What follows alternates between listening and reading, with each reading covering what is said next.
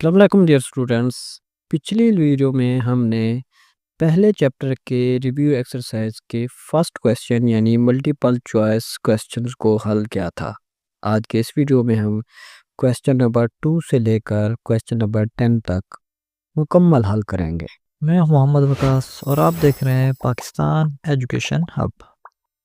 Question number 2 है, if a is equal to 3/2, b is equal to 3/5 and c is equal to 7/5, then verify that. यानी a, b और c की values हमारे पास दी हुई हैं, तो हमने साबित करना है। दो पार्ट्स हैं इसमें। पहला पार्ट है if a into B plus C is equal to है A C plus A B plus A C. पहले हम इसकी लेफ्ट साइड हल कर लेंगे जो कि a इंटू बी प्लस सी। तो वैल्यूज पुट कर देंगे। a की जगह 3/2 आ जाएगा, b की जगह 5/3 और c की जगह आ जाएगा 7/5। 5/3 प्लस 7/5 ब्रैकेट के अंदर है, तो पहले हम इसको सॉल्व करेंगे।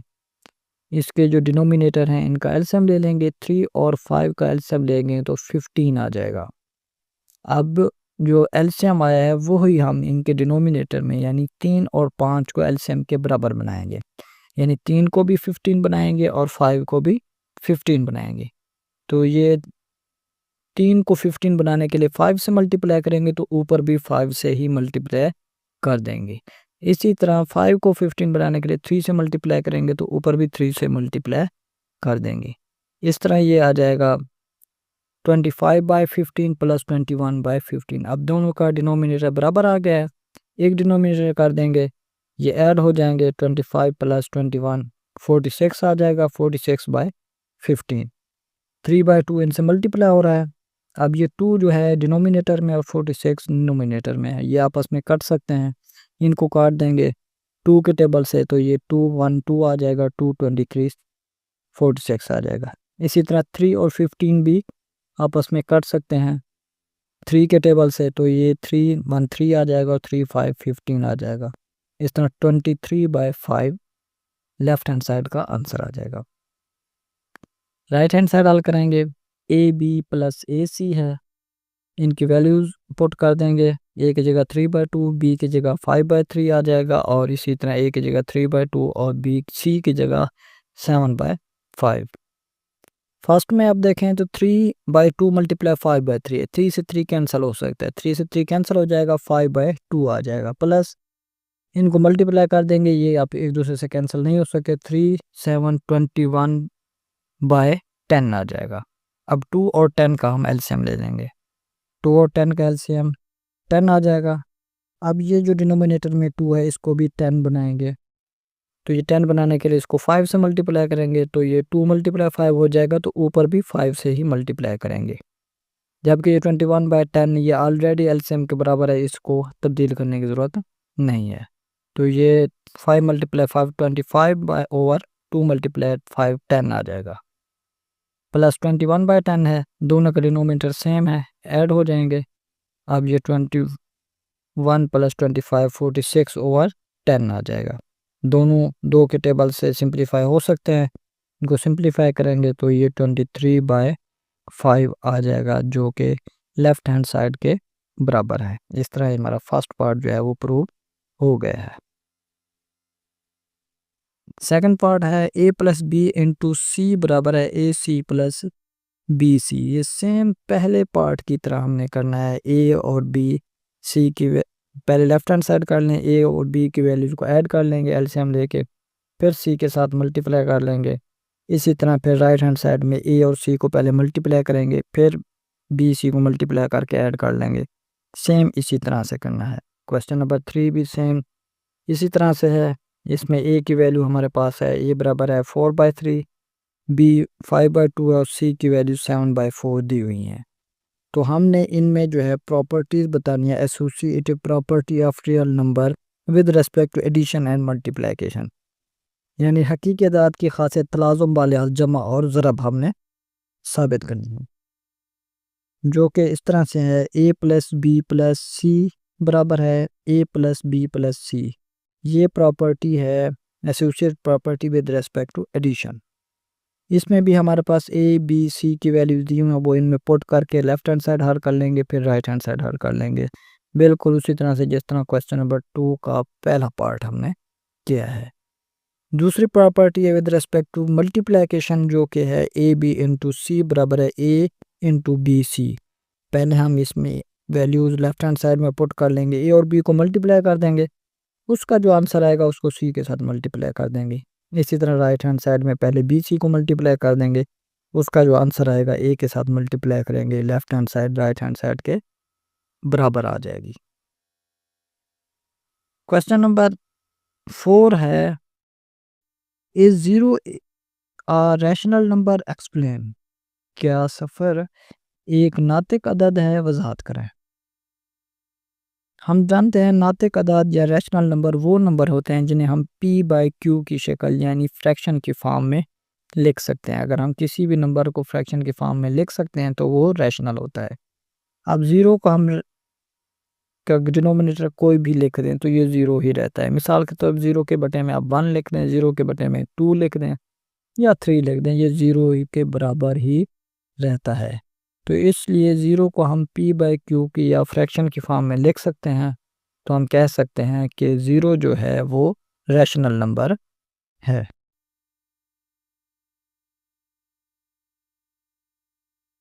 क्वेश्चन नंबर 5 है, state trichotomy property of real number.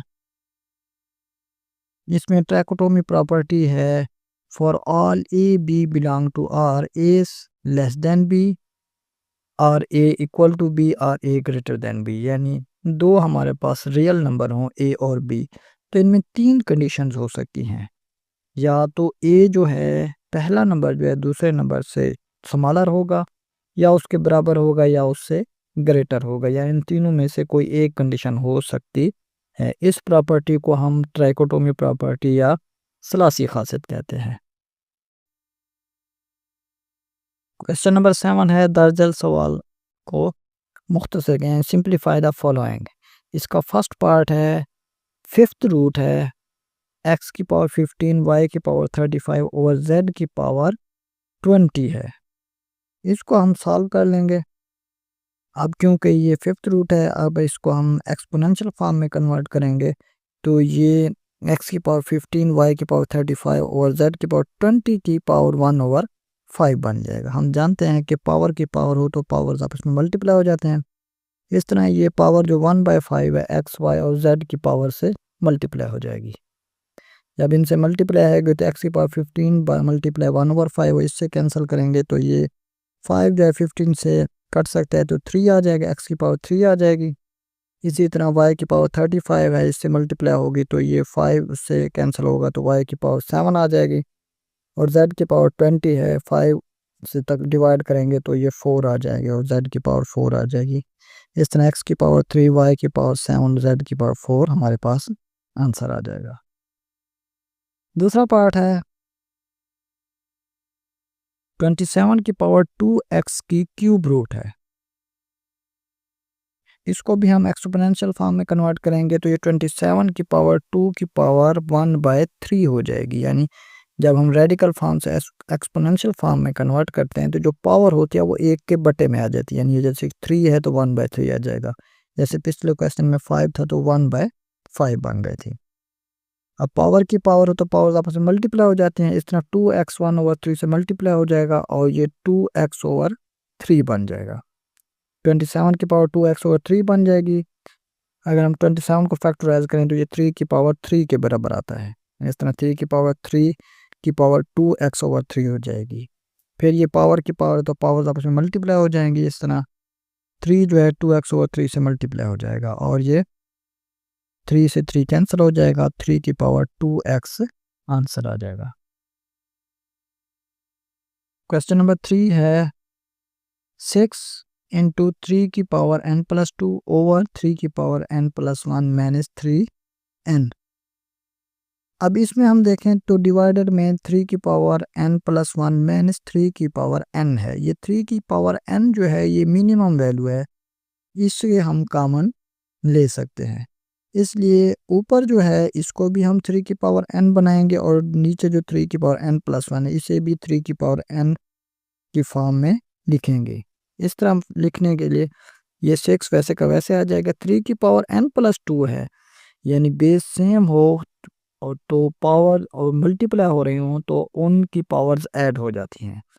अगर पावर्स ऐड हो रही हों तो हम उनको सेम बेस में मल्टीप्लाई कर सकते हैं, यानी इसके अपोजिट में एक ये रूल है। तो ये 3 की पावर n+2 है, तो हम इसको 3 की पावर n.3 की पावर 2 लिख सकते हैं। डिवाइडेड में इसी तरह 3 की पावर n+1 है, तो हम इसको 3 की पावर n.3 की पावर 1 लिख सकते हैं। -3 की पावर n है, इनमें से अब 3 की पावर n कॉमन ले लेंगे, तो डिवाइड में 3 की पावर 1 कॉमन लेंगे, 3 की 1 -1 आ जाएगा, क्योंकि 3 की पावर n कॉमन चला गया, इधर 1 आ जाएगा। अब ये ऊपर वाले 3 की पावर n से ये कैंसिल हो जाएगा, तो ये 6 × 3 की पावर 2 जो है ये 9 बन जाएगा। ओवर आ जाएगा 3 की पावर 1 3 आ जाएगा, -1 करेंगे 2 आ जाएगा। 2 जो है 6 से कैंसिल हो सकता है, तो ये 3 आ जाएगा। 3 को 9 से मल्टीप्लाई करेंगे 27 आंसर आ जाएगा। क्वेश्चन नंबर 8 है, the sum of 3 consecutive odd integer is 51, find 3 integers. अब इसमें हमारे पास 3 मुसलसल सही तादाद का मजमू 51 हो तो अदाद मालूम करें। हमारे पास जो इंटीजर्स हैं वो कौन से हैं? ऑड इंटीजर्स हैं। ऑड इंटीजर्स वो कौन से होते हैं जो 2 पर पूरे पूरे तकसीम नहीं होते, जैसे 1 3 5 7 9 सो ऑन। अब ये 3 कंसेक्यूटिव इंटीजर्स हैं। हम देख सकते हैं ऑड इंटीजर्स जो होते हैं वो एक नंबर छोड़ के आते हैं, जैसे 1 के बाद 3, 3 के बाद 5 आता है, 5 के बाद 7 आता है। इस तरह हम लेट कर लेंगे जो हमारे पास जो 3 कंसेक्यूटिव इंटीजर हैं वो x, फिर x+2 और x+4 हो जाएगा। यानी पहला अगर हमारे पास 1 है तो 1 में 2 ऐड करें तो वो 3 आता है, इसलिए दूसरा नंबर जो होगा वो x+2 होगा। फिर तीसरा नंबर x में 4 ऐड करें, यानी 5 आता है, यानी x+4 1+4 करते हैं तो 5 आता है। इस तरह यानी तीसरा नंबर पहले नंबर में 4 ऐड करने से आता है। इस तरह पहला हमारे पास x, दूसरा x+2 और तीसरा x+4 हो जाएगा। अब क्वेश्चन की कंडीशन के मुताबिक इन सब का सम जो है वो 51 के बराबर है। इन सब को ऐड कर देंगे, 51 के बराबर आ जाएगा। अब ये x 3 दफ़ा है तो ये x ऐड हो जाएंगे, 3x बराबर आ जाएगा 2 + 4 6, 3x + 6 बराबर आ जाएगा 51 के। 6 प्लस हो रहा है दूसरी साइड पे ले जाएंगे, माइनस हो जाएगा। 51 में से 6 को माइनस करेंगे 45 आ जाएगा। 3x बराबर 45, x 3 जो है मल्टीप्लाई और दूसरी साइड पर जाके डिवाइड हो जाएगा। 45 को 3 पे डिवाइड करेंगे तो 15 आ जाएगा। x की वैल्यू 15 आ गई है, तो ये हमारे पास पहला ऑड इंटीजर है। दूसरा ऑड इंटीजर क्या होगा, इसमें 2 ऐड करेंगे तो वो 17 आ जाएगा। तीसरा ऑड इंटीजर क्या होगा, 19, यानी इनमें 4 ऐड करेंगे, 15 में 4 ऐड करें तो 19 आता है। इस तरह 15, 17 और 19 ये 3 कंसेक्यूटिव ऑड इंटीजर हैं जिनका सम जो है 51 के बराबर है। आप इनको ऐड कर लें, आप देखेंगे ये 51 के बराबर ही आते हैं। नेक्स्ट क्वेश्चन है, Abdullah picked up 96 balls and placed them into 2 buckets. One bucket has 28 more balls than the other bucket. How many balls were in each bucket? यानी अब्दुल्ला ने 96 गेंदें उठाई और उन्हें 2 टोकरियों में रखा। एक टोकरी में दूसरी टोकरी के मुकाबले में 28 गेंदें ज़्यादा हैं। हर टोकरी में कितनी गेंदें हैं? अब्दुल्ला ने जो टोटल है वो 96 बाल्स उठाई हैं और उनको 2 टोकरियों में रखा है। एक टोकरी के अंदर जो बाल हैं दूसरी टोकरी से 28 ज़्यादा हैं, तो हमने इनको मालूम करना है कि हर टोकरी में कितने बॉल्स हैं। अब हमें पता है, लेट हम कर लेंगे कि फर्स्ट जो बकेट है उसके अंदर x हैं बॉल्स, तो दूसरी में क्योंकि उससे 28 ज़्यादा हैं तो सेकंड में क्या होगा, x+28 हो जाएगा। अब क्योंकि टोटल बाल्स जो हैं वो 96 हैं, तो इन दोनों टोकरियों के अंदर जो बाल्स हैं इनका सम जो होगा वो 96 के बराबर आ जाएगा। इस तरह ये x+x और ये x और x+28 इनको ऐड करें तो ये 96 के बराबर आ जाएगा। x + x 2x हो जाएगा, 28 जो है वो प्लस हो रहा है, इनके साथ जो साइड पे ले जाएंगे माइनस हो जाएगा। इस तरह 2x बराबर आ जाएगा 68 के। 2 को दूसरी साइड पे ले जाएंगे तो मल्टीप्लाई हो रहा है, डिवाइड हो जाएगा 68/2। x जो होगा वो 34 के बराबर आ जाएगा। यानी पहली जो बकेट है उसके अंदर 34 बॉल्स हैं, जबकि दूसरी में इससे 28 ज़्यादा हैं, तो इसमें 28 ऐड कर देंगे तो ये 62 आ जाएगा। यानी फर्स्ट में 34 और दूसरी में 62 बॉल्स होंगे। क्वेश्चन नंबर 10 है, Salma invested 3,50,000 in a bank which paid simple profit at the rate of 71/4% per annum. After 2 years, the rate was increased to 8% per annum. Find the amount she had at the end of 7 years.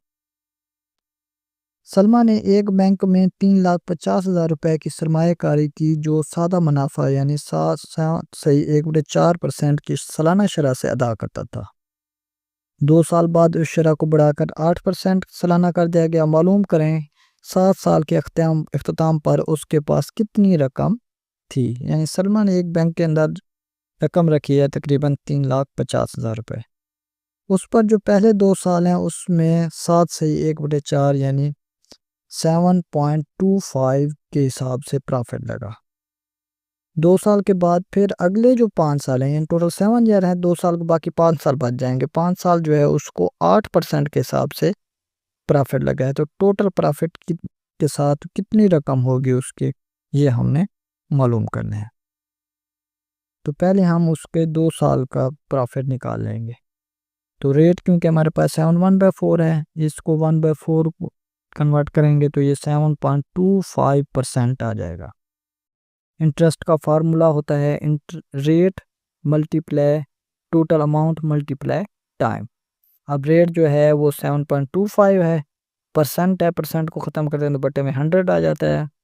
Total amount हमारे पास 3,50,000, इसे ज़रब कर देंगे और time जो है वो 2 साल है तो 2 से मल्टीप्लाई कर देंगे। इसको सॉल्व करेंगे तो ये 50,750 रुपीज़ आ जाएगा।